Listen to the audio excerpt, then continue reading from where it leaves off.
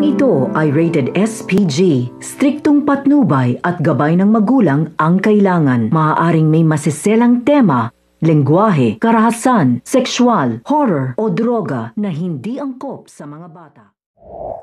Tuluyan niyang aatras ang masamang pag-uugali ni Moira nang malaman niyang hawak na ni Annalyn ang katotohanan sa nangyari kay Robert at tungkol na rin sa ugali ni Zoe.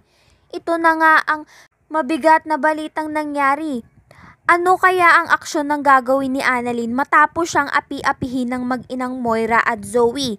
Dahil nga kay Giselle, nagkaroon ng idea si Annalyn na pakialaman ng cellphone ni Robert.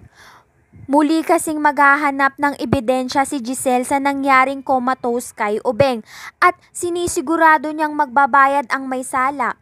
Dito na nga mag-aatubili ang mag-inang Moira at Zoe, wala na silang takas sa pinagagawa nila. Ang magagawa na lang nila ay magmakaawa. Kung magmamakaawan man sila, huli na ang lahat dahil kakailanganin na nila itong pagbayaran.